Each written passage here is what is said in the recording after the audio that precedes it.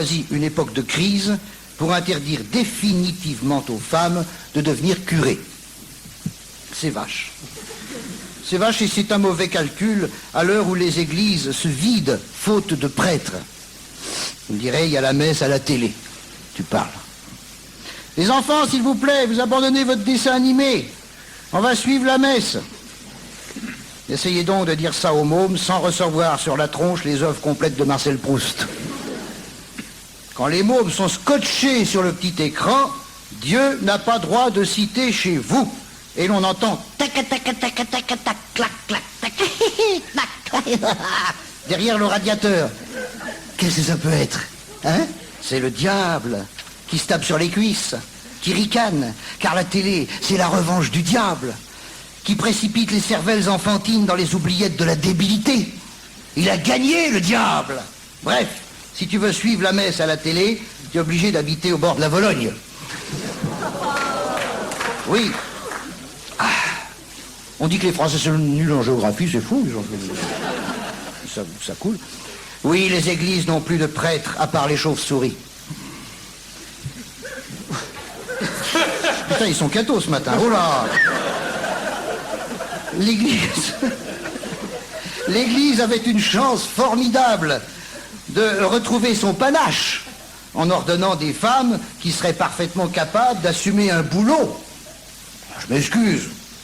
Dont l'essentiel consiste à lever les bras au ciel.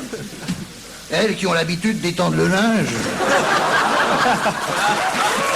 Et même, elles auraient pu continuer à le faire.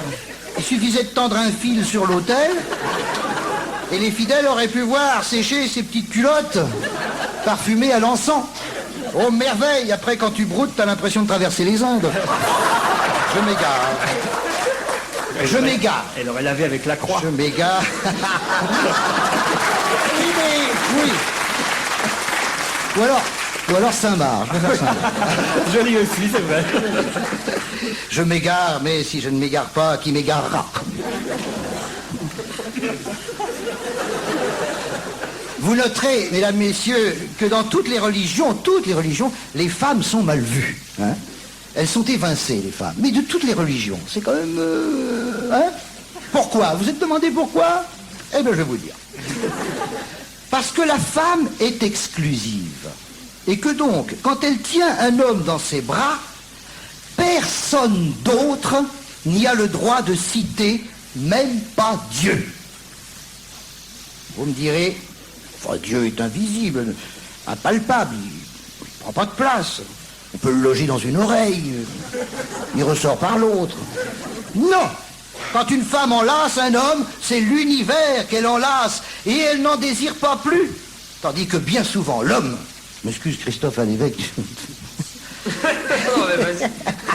Tandis que bien souvent, l'homme, en tenant une femme dans ses bras, et j'en sais quelque chose, pense à une pute, à son découvert bancaire, à la guerre en Bosnie, à la pollution urbaine, à la hausse de la criminalité, au programme de la télé, bref, à Dieu.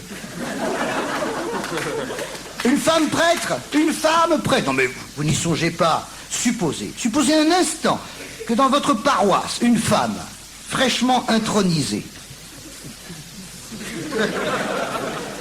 Quoi, c'est correct ça, non, intronisée? Une femme fraîchement intronisée soit aussi pulpeuse qu'un top modèle. Ça peut se produire. Tiens, Claudia Schiffer, par exemple. Elle a épousé un charlatan, elle est entraînée. Imaginez.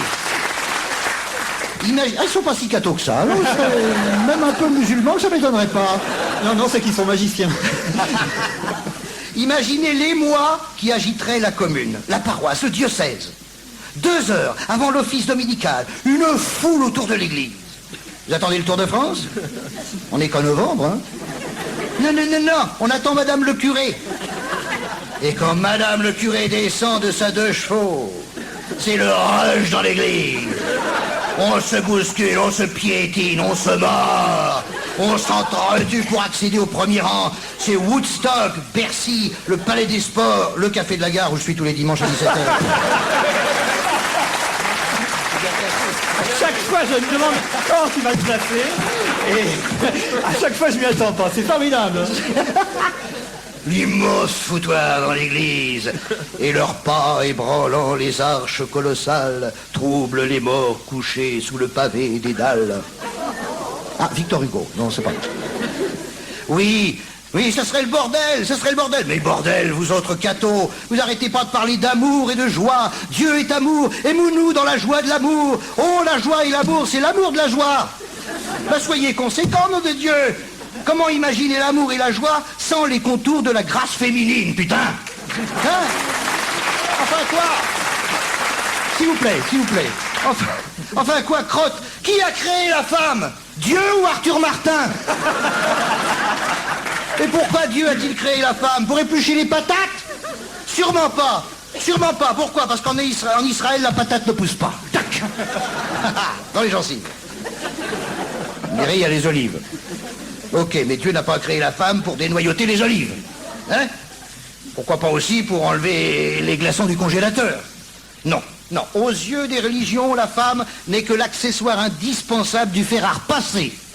Voilà. Alors, ma sœur, si tu m'écoutes, toi qui voulais devenir femme prêtre, ne sois pas trop déçue. Écoute-moi. Écoute, tant pis. Mais si je peux faire quelque chose pour toi, Dieu m'en soit témoin, il y a plus d'1 an que mon fer à repasser n'est plus branché. Viens dans ma chapelle. Je n'ai que des t-shirts qui ne se repassent pas. Viens, nous serons heureux et nous aurons beaucoup d'enfants de cœur. Sans H. La semaine prochaine, je vous parlerai des hommes camionneuses. Bonsoir.